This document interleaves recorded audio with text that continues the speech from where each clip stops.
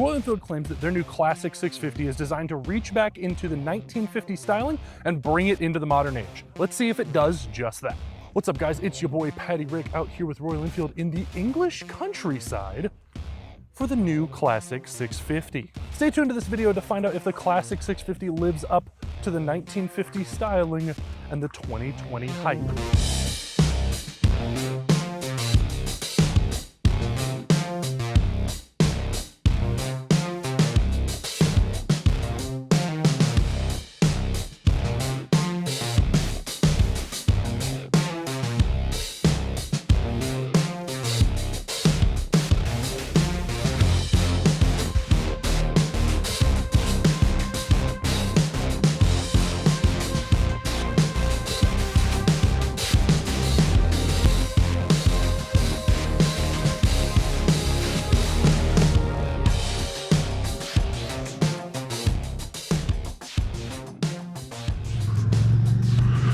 We're riding on the left side of the road. All right, we are leaving Beamish, which is our starting point for the day, which is this super cool 1920s era town. Essentially, it's like a advertising kind of like a touristy thing in which this company has gone around and found all of these beautiful old buildings and disassembled them, like took them apart and brought them here and rebuilt them with the construction methods of old, but of course adding in all new amenities like electricity and all sorts of stuff like that.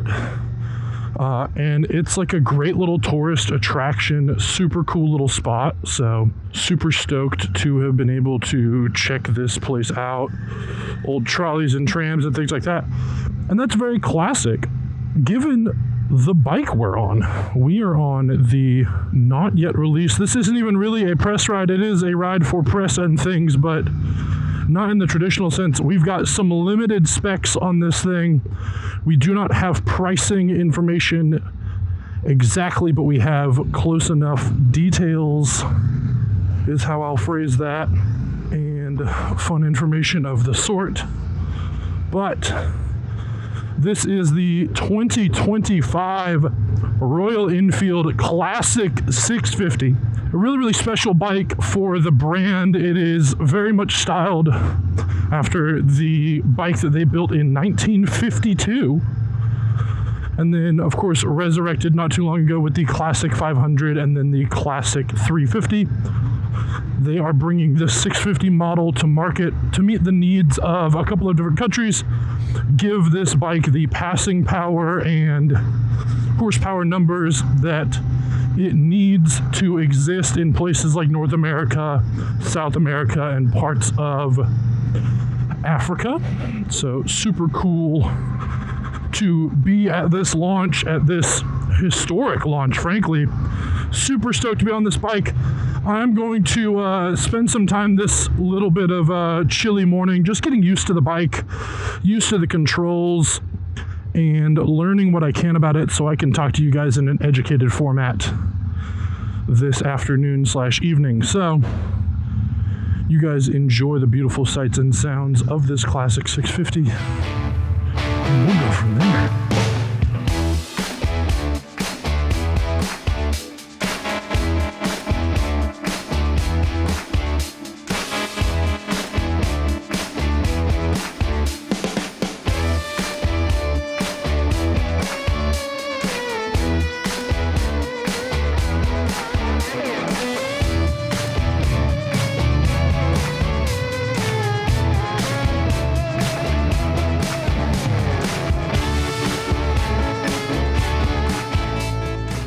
Okay, gang, we are officially up in the Highlands of North England.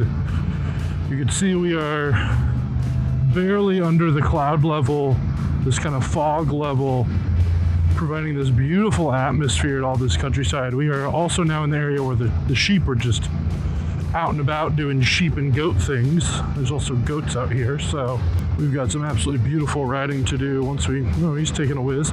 Once we get up and over this ridge, it looks like there's some light up there. We're hoping to bust through this fog bank.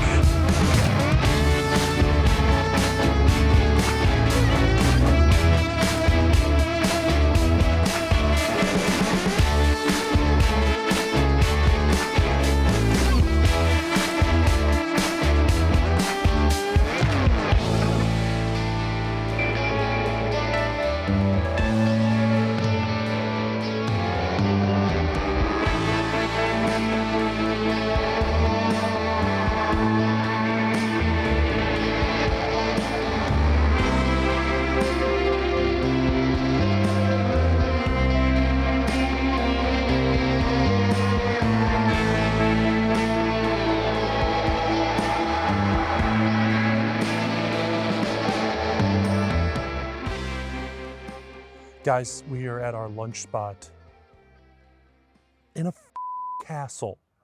We're at Appleby Castle here in the north of England. It is absolutely gorgeous here. We've got all the bikes lined up over that way. We're eating lunch in the castle over that way as well. We've got people shooting media all over the place. I just got done shooting all the B-roll for this beautiful machine, and I cannot tell you guys how incredible it is.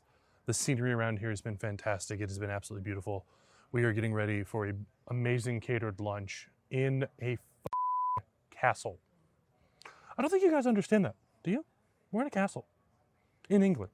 My Harry Potter D&D loving ass is having a field day right now. So I'm going to continue to explore. I might try to climb that tower. I doubt it, but maybe. I'm fat. And when's the next time I'm going to be in a castle? I really don't know. So, yeah. I'm going to go enjoy myself. Leaving our lunch spot, Appleby Castle.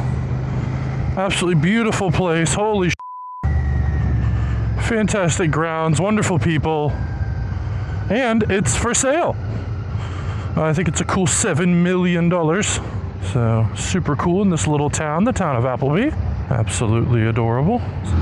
All right, guys, we are racing through the British countryside. Beautiful views. A very, very fun bike. A bike that we probably ought not be doing this kind of riding with, but we are doing it nevertheless on a just shy of 650cc parallel twin. Makes plenty of power, plenty of torque. An engine I am very familiar with, as it also came in the Super Meteor 650. It's in the Interceptor, the INT 650, as well as the Shotgun 650, all from Royal Enfield. So a motor that is tried and true. We know it's reliable. We know it's good. It makes fun power. Makes fun torque. Engine braking is solid. It's just a really good, solid engine, transmission combo. 6-speed, 6-gear is absolutely an overdrive, which is great. You can get some fantastic highway fuel economy with an overdrive like that. Now, I'm not a fan of the shifter placement on this bike. I want it to be a little bit higher up and maybe even a bit more forward, but that is personal preference, so I don't fault the bike in any way, shape, or form for that. But overall, an engine transmission combo I'm very familiar with, really happy with, I'm a fan. Now, as we go over all these bumps and undulations, let's talk about the suspension. 43mm forks up front, dual shocks on the rear. Not really a ton of adjustment in either of these setups. We do have some preload adjustment in the rear, and that's really about it. Pretty basic setup, but you know what? It gets the job done. It does it both sporty and comfortably.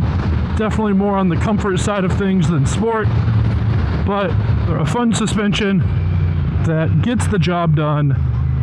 I can't be mad about it.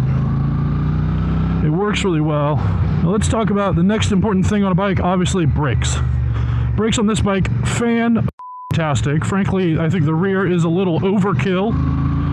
It seems to be very sensitive, and when you get on it, it does tend to hit the ABS with a hair too much pressure on the rear, which is easier to do than you think. Solid 320mm rotor in the front, just shy of a 300mm rotor in the rear. Single brake up front, single brake in the rear, that's normal. Really, again, stout braking setup. ABS works really well. Again, with too much rear brake, because it is so powerful, it is easy to lock up the rear. So that ABS does a great job of helping you out when that happens. Let's talk about the chassis. So the heart of this bike, the engine and the kind of central frame, is the same as what's on the Super Meteor 650 and a couple of the other bikes in Royal Enfield's lineup. What has changed is everything around it. So rear subframe is different. The whole front head assembly is totally different and designed specifically for this bike. Overall, really solid chassis. I think it handles the power well. It handles the brakes well. There's no part of this bike that overwhelms the chassis at all, which is quite nice. Thank you for letting us all go.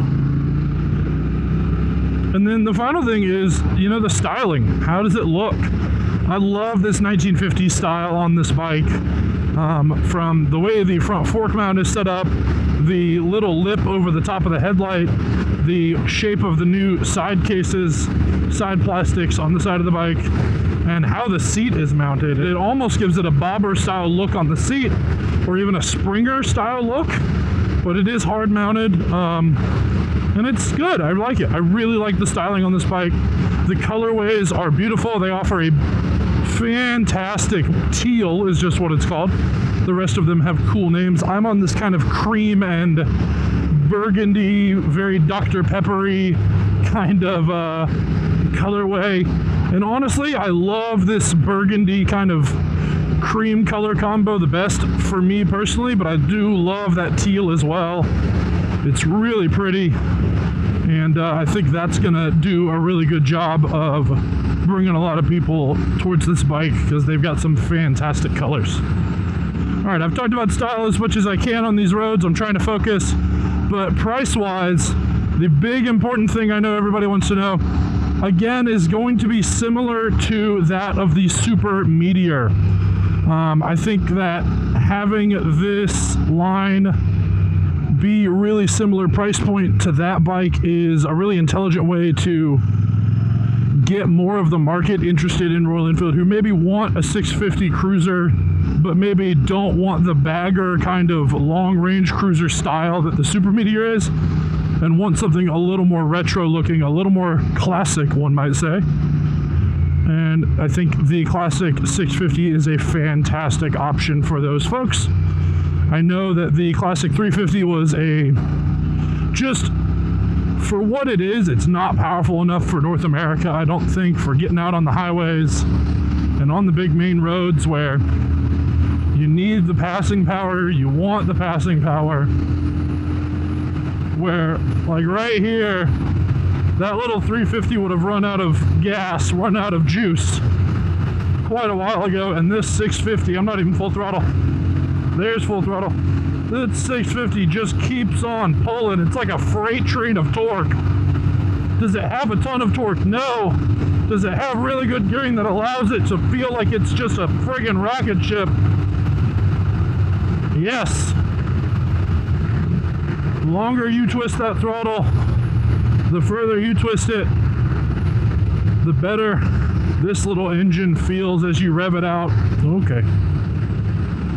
It allows you to really just wring its neck, and it's happy to let you do it, to let you just beat the absolute shit out of it. And it's a happy, happy little bike. So I'm really glad that Royal Enfield is bringing this Classic 650 into the US market. It is been a really, really fun bike. I'm excited to see what the rest of North America thinks about it, what Chase thinks about it when we get one here next year. This is a 2025 model, and again, this is a preview, so I genuinely don't know when this bike is coming, but I'm excited for it for whenever it gets here.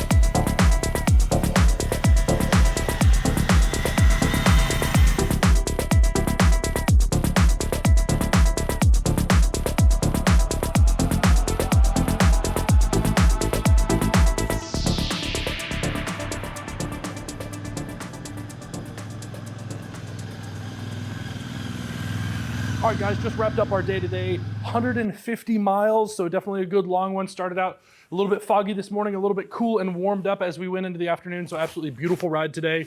But this classic 650 from Royal Enfield has been an absolute dream all day. Favorite thing about it has got to be that engine. It's absolutely fantastic. And then, of course, the styling, these 1950s era kind of styling bikes. I love it. It's super, super cool. You guys know I'm not really a cruiser guy. I don't know if this kind of qualifies as a cruiser in the typical American sense. It's more of a like a runabout and a hangout kind of bike. So I really, really enjoy that about it. Things that maybe I could change a little bit. I'd love to get a little more feedback out of the shifter, but you guys know that about me. It's a personal preference thing. And then I'd love for the back of the seat to have a little bit more curve. When you get going on the freeway, going on the highway speeds, you start sliding off the back, which isn't great, so you really got to hold on tight. But if you're cool with that, then this is an absolutely fantastic bike for anyone out there. So my question for you guys who have stuck around to the very end of the video, my outro crew, jump down in the comments below, put OC in front of your comment. Are you guys a fan of the cream, or are you more a fan of the chrome? For me, it's really the cream and maroon look. It's really, really pretty. It's definitely my vibe. I'm not a big chrome person, as you guys know, if you've watched the channel for long enough. Again, it's been your boy Patty Rick for the Chase on Two Wheels channel, here with the all-new Classic 650 from Royal Enfield. Cannot wait for this thing to hit the global market and come to the US eventually. It's a 25 model, so we'll see how it goes. But in the meantime, see you guys on the next one. Bye.